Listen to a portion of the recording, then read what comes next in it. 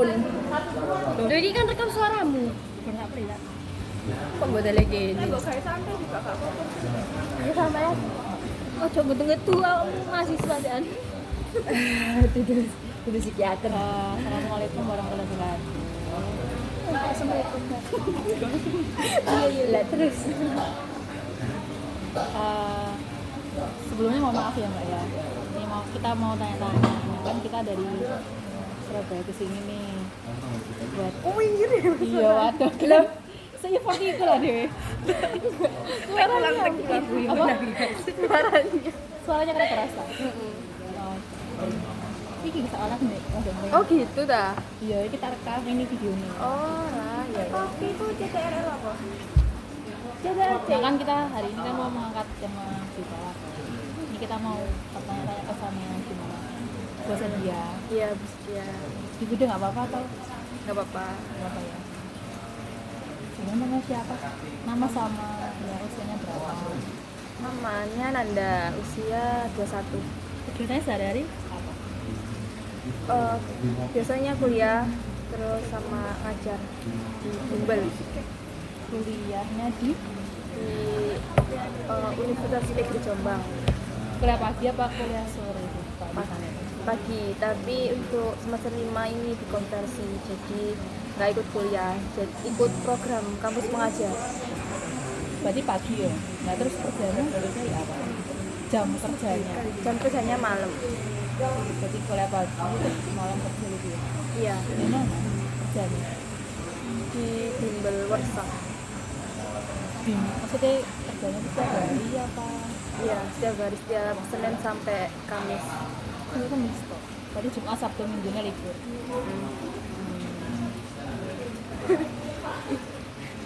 Gejala awalnya ya apa sih? Maksudnya kayak kamu tiba-tiba merasa ada yang aneh atau berbeda gitu. Gimana? Gejala Oh, awal. waktu itu. Kok ngerasa aku aneh sih atau ada yang beda sih dari aku? Gitu. Gejala awal ya pas kapan gitu. Kalau di diagnosa bipolar itu kan kelas 10 waktu semester 1, jadi udah 3 tahun yang lalu, sekitar 3 tahun yang lalu. Nah itu kejadiannya itu waktu barengan sama keluarga juga, kondisinya nggak baik gitu. Kayak nenek sakit, bapak sakit gitu. Terus masalahnya kalau gejala awalnya itu susah tidur, terus cemas. Iya, Kayak mood swing gitu ya. iya. Itu sering ya pasti kayak setiap hari selalu kayak gitu atau mungkin kayak jarang Iya, setiap hari. setiap hari ya. Berarti pemicunya itu ya karena masalah keluarga, terus akhirnya kamu kayak merasa tertekan. Mel. Tak jalan nomor itu Mel. Kan itu Kan itu waktu kamu merasa gejala gitu kan kamu sekolah atau kelas 10 ya kelas 11 kelas 10 aja. kelas 10 ya. Dan itu kan pasti kan pas di sekolah juga pasti ngerasa kayak gitu kan. Nah itu respon teman-temanmu ya apa di sekolah? Kalau respon temen-temen itu kan waktu kelas 10 tuh juga banyak yang belum kenal, jadi ada teman dekat aja yang membantu. Membantunya yang cara Membantu kalau di kelas itu dia pendiam, waktu kelas 10 dia kamunya atau temennya? aku Oh kamunya. Kamera tuh. terus Ya di kelas 10 itu cuma ada dua teman yang setiap hari itu sama aku. Gitu. Nah responnya itu sih, dia paham kalau aku lagi sakit, jadi kemana-mana pasti aku ditemenin gitu. Yang lainnya belum peka aja, soalnya kan banyak yang belum kenal. Dia paham.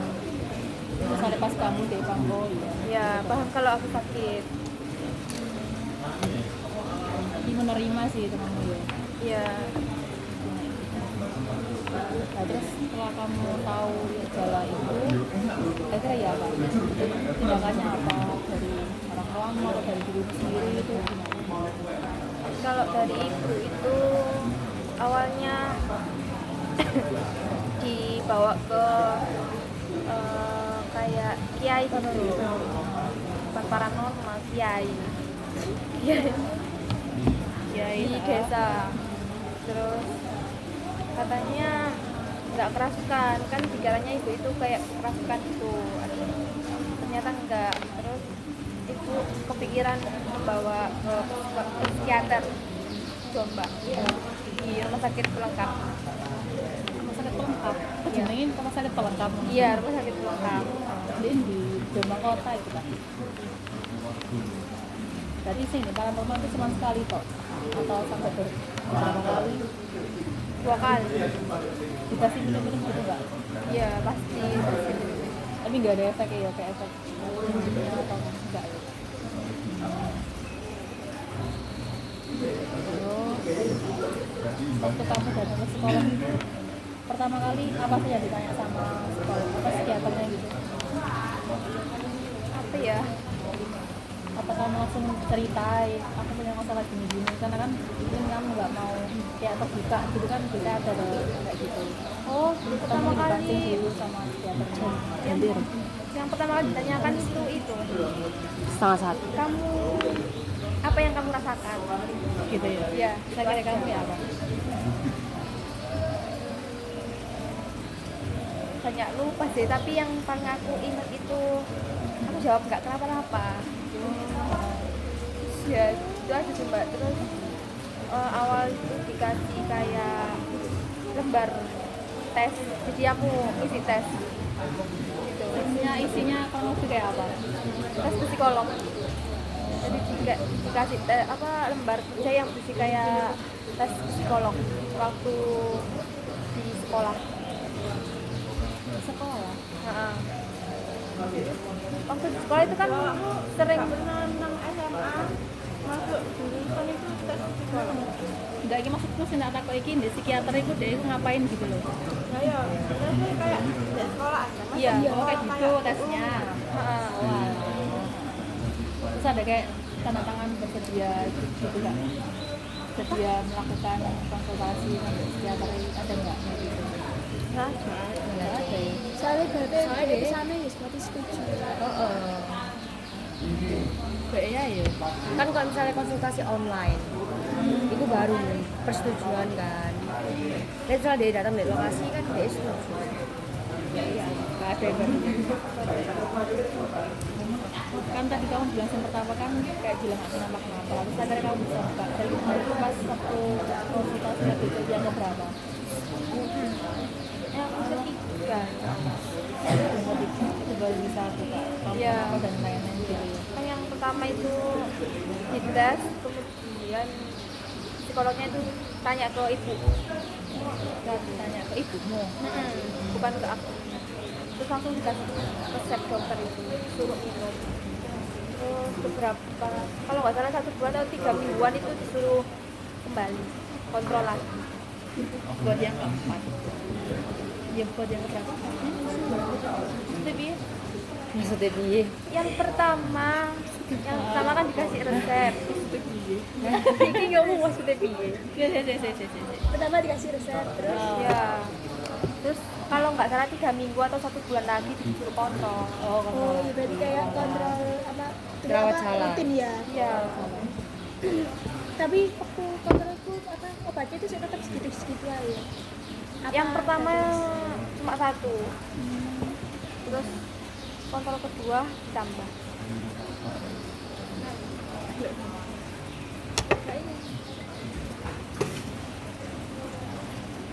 Sini mendapat bagus sih pertanyaannya. Semari ya pertanyaan itu. Sampai akhir. Mencari aku pikir lagi ya pada saat masalah apa tadi juga muncul kan tadi sudah ada cerita apa ada komentar apa yang tadi Belum. belum nggak sih? Belum saya. Pada saat di dalam pas itu muncul tuh caramu ya waktu mengatasinya waktu itu sebelum kamu ke psikiaternya. Waktu belum konsultasi. Itu ya pada cara mengatasi. Cara ngatasinya awalnya aku nggak tahu kan kalau itu kayak depresi atau apa. nggak sampai kepikiran ke situ. Jadi aku anggapnya ya kayak gelisah aja, biasa aja. Jadi aku ngatasinya waktu itu kayak tidur aja. Tapi tidurnya itu nggak nyenyak. Setiap hari kayak gitu. Iya, setiap hari kayak gitu. Mungkin nggak nyari kegiatan di luar kayak sama teman, nggak main terus main sama dia kan baca buku. 2 bulan. Enggak, waktu itu pernah ada temanku ke rumah ngajak main, tapi malah aku suruh pulang. Kamu disuruh pulang. Aku nyuruh temanku pulang. Kamu nggak nyaman ya rasanya gitu ya?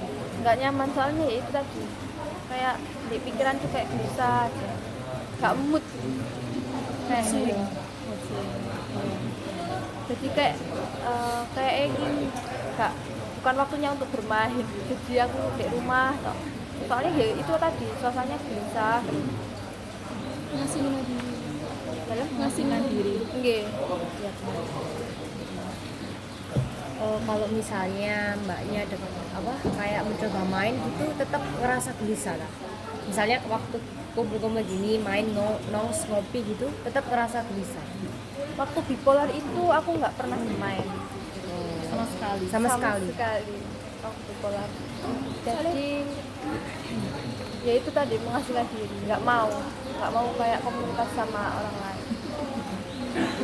Pernah nggak sih kayak ngerasa pengen nyakiti diri, rasa pengen nyakiti diri gitu? Kalau menyakiti diri enggak, tapi pengen menghilang. Iya, soalnya kayak ngasihin diri. Apa? Iya. Kayak pengen, kenapa aku di sini gitu loh. Pengen hilang aja, nggak mau ketemu sama orang. Gak nyaman. Nggak nyaman.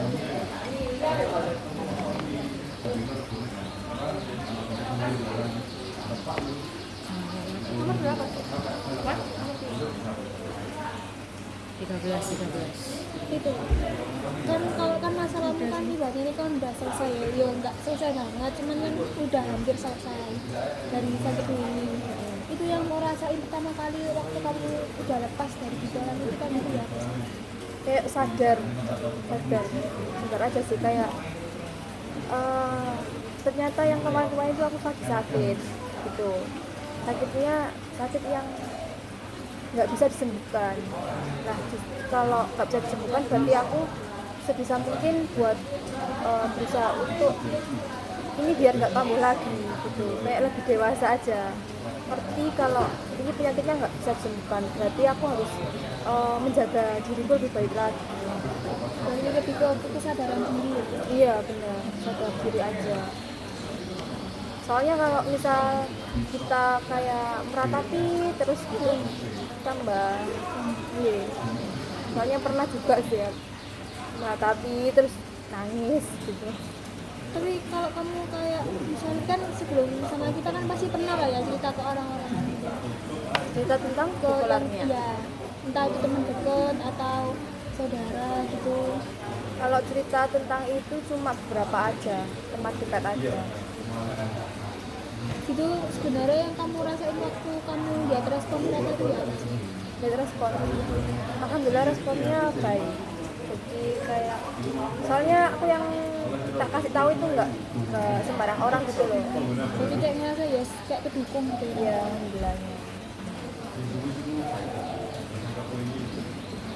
Terakhir apa kemarin Terus mencabut sih. kamu punya gak sih Tambah kan naik arah-arah. mungkin aku bisa atau teman-temanku yang lain itu mungkin pernah punya masalah yang sama kayak kamu, apa sih yang pesanmu yang bisa mau sampaikan ke kita itu biar nggak mendekati hal yang seperti yang mau rasain gitu. Kalau Pesan dan kesan mbak. kalau pesannya itu kan kita nggak tahu ya masalahnya itu seberat apa. Jadi lebih baik langsung ke ahlinya aja, maksudnya langsung ke psikiaternya aja, nggak perlu banyak-banyak curhat ke teman, walaupun teman dekat, soalnya itu nggak membantu banget gitu. Temanmu juga nggak bakalan tahu solusinya apa. Iya benar. Jadi langsung ke psikiater. Tapi kalau udah ngerasa apa udah tahu ciri-cirinya kayak gitu itu apa ya? Apa tuh namanya? Jangan Daniel loh. Iya, jangan Lebih ke biaskan kayak kamu menerima sama Menerima. ya pacarannya kan keluar dari zona kita. dari sana. Kalau cari solusi jangan setengah-setengah, langsung aja ke ahlinya. Kalau misalnya kamu kalau misalnya sakit kulit ya langsung ke dokter kulit, nggak usah langsung di dokter umum atau THT apa kan kleru. Seharusnya langsung ke psikiater. Kalau masalahnya tentang kejiwaan.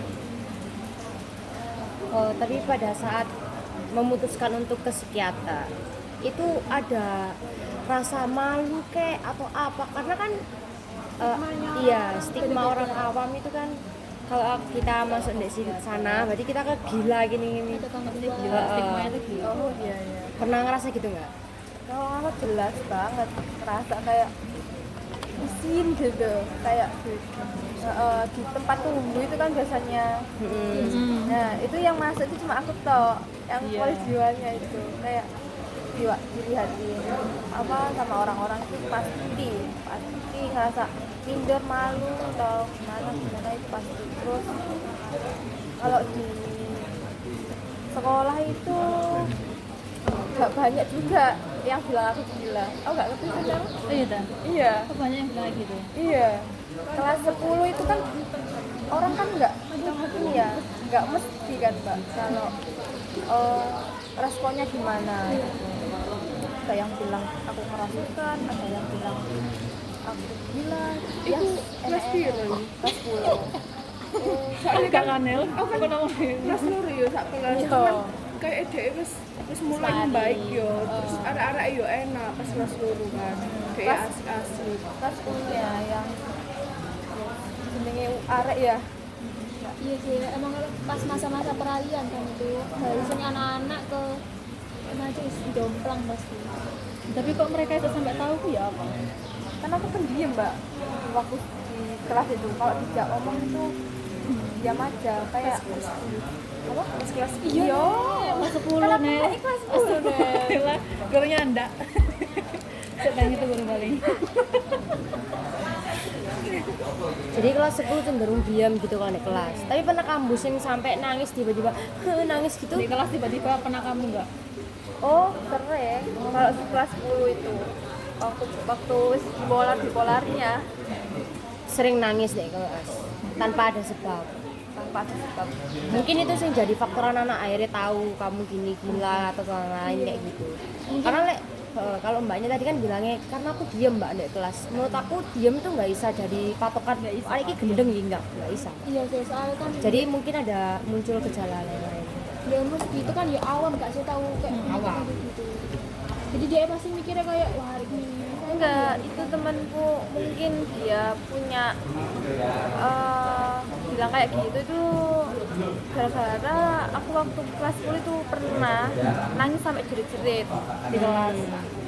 Rumah sampai tahu nggak gitu? Tahu, jadi aku sampai dibawa pulang ke rumah. Kamu ngerti nggak Nel? Nggak tahu. Kan aku sekelas pas kelas. Ya, tapi kelas 10 cedek gak kelas 10? enggak. Terpisah ya aku kelas unggulan dia. Jadi lagi aku sebulan ya kayak gini-gini. Curiga gue ya. Mbak itu sampai saya gitu cedek gara-gara itu gak Tuh, mungkin itu yang apa anak-anak punya tahu gitu.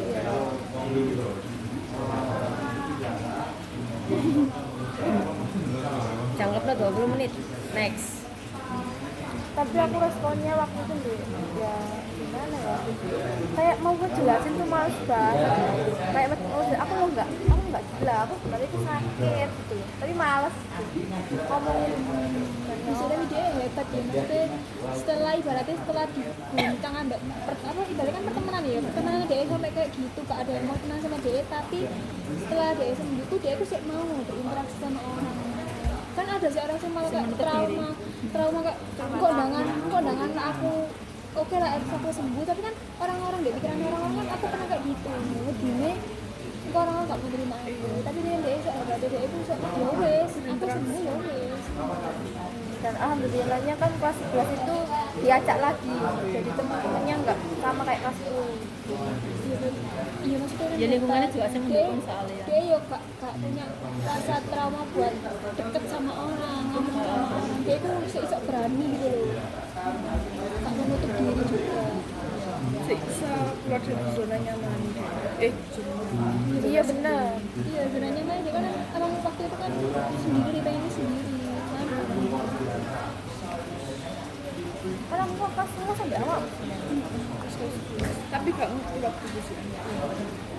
Baru ya buat isu nih.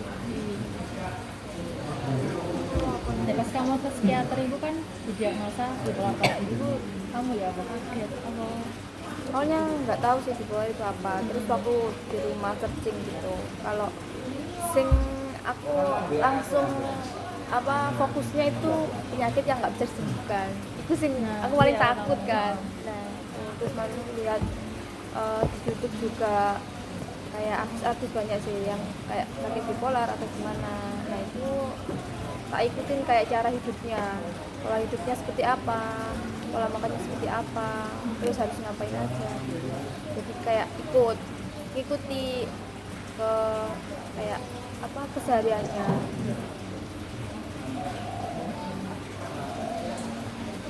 Iya soalnya apa mau nggak bisa sembuh nggak itu tergantung dengan diri dirinya juga. sendiri. Benar. Termasuk kayak penerimaan juga. Kalau iya penerimaan diri. Kalau misalnya langsung kayak ya mungkin mbak tadi awalnya kayak kenapa kudu aku tapi dia kan terima kan anak saya langsung malah aduh aku kayak gini aku malah kayak gini terus ya Maria yang Iya, harusnya ya orang ujung-ujungnya bertindak menyakiti gagah. diri biasanya. Tapi alhamdulillah aku nggak pernah sih kepikiran kayak bunuh diri gak sih Nel. Aku nggak pernah berpikir bunuh diri. Tapi aku pengen bilang kayak dan orang-orang dekat itu nggak kenal gitu loh. pastilah merasa gitu kita harus berjuang banget.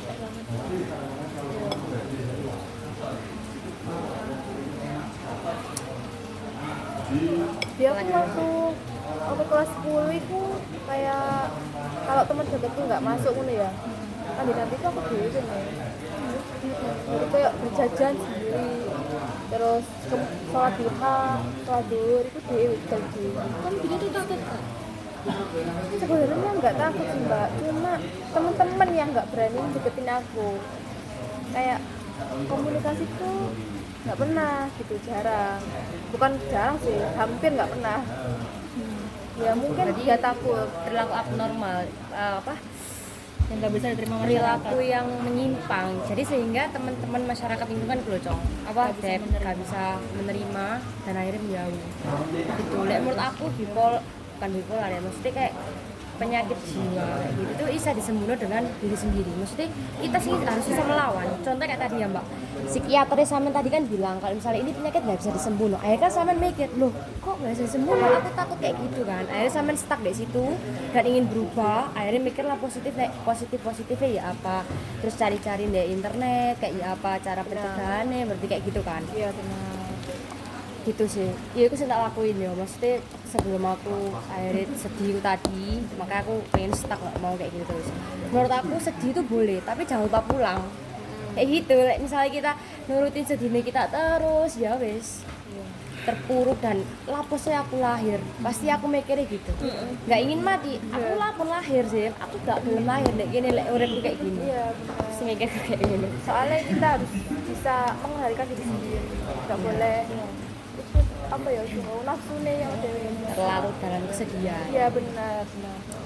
Ini mungkin pertanyaan terakhir ya, terus akhirnya ditutup. Gak apa-apa kan? Gimana perasaannya sampean pada saat sudah mengungkap cerita sing menurut aku privacy ya. Maksudnya itu nggak harus diceritakan deh sembarangan orang, bener nggak? Lah gimana perasaan sampean udah mempublik cerita bipolarnya Mbak Nanda? Perasaannya gimana? Udah mau berbagi sharing sama kita gitu loh.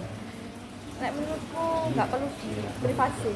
Oh, Kalau enggak. bipolar itu justru kita harus terang-terangan kalau kita juga punya penyakit tuh nggak hanya penyakit fisik aja, kita juga ada penyakit penyakit jiwa. Nah, kebanyakan memang kan stigmanya masyarakat kalau penyakit jiwa itu Gila. iya, sehingga masyarakat tuh biasanya nggak mau mengkonsultasikan dirinya, kayak takut dibilang gini lah, takut dibilang gitu. Akhirnya penyakitnya nggak bisa sembuh. Nah, justru kalau punya penyakit bipolar atau penyakit jiwa lainnya seharusnya nggak boleh kayak di privasi gitu. Dampaknya kayak lebih buruk aja kalau dalam diri kita gitu.